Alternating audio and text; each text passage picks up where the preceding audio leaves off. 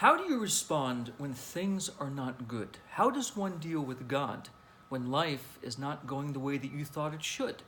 What do you do when you walk down the street, fall into the puddle, I think this was like a Jim Carrey movie or something, and get up and say, "Why did you do that to me?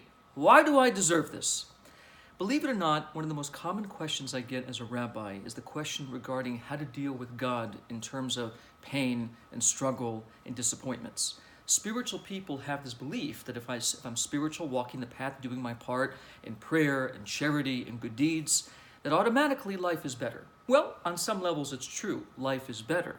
But it doesn't mean that you're separate from the greater part of humanity. There's still struggle, there's still sadness, disappointment, and there's still difficulties. So what do you do with God when those moments come?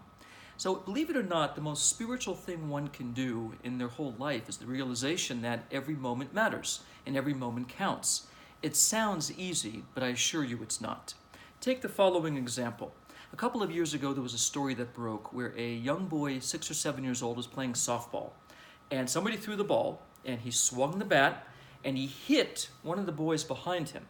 The boy was knocked out and unconscious. So naturally, they came, resuscitated, brought him to the hospital, they checked. And it turned out that when they checked his head, they found a tumor growing in the brain.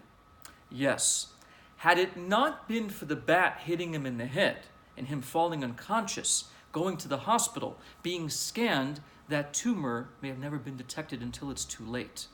So incredibly enough, you can imagine that if it was your child, hit by a bat, knocked unconscious, the first response would be, "How could you do this? And God..." But look what happened. Hidden within that experience was the silver lining, in this case, of an undetected tumor that was then operated upon, and everything was fine. In other words, had it not been for the bat, there would never have been the detection of the tumor, and it might have been too late. That's kind of a major example. But in every area of life, when we fall or something happens, the Torah perspective is look for the wisdom in the experience.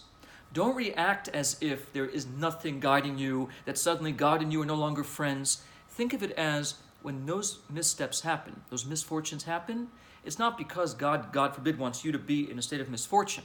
On the contrary, it may be something turning you a direction to focus on what matters, to find the tumor, if you would, that has to be detected. So the most basic spiritual thing one can ever do in life is the recognition that every event, even the ones that you are unhappy with, have wisdom. In fact, the first word of the Bible, in the beginning, Bereshit, is explained to mean, in the Aramaic, bichachmata, in wisdom. So now the first verse can read, not "in the beginning God made the heavens and the earth," but rather, in wisdom, God made the heavens and the earth. So treat your world like that. Even those moments that are hard for you, look for the wisdom inside, and you'll be performing one of the highest levels of spiritual service.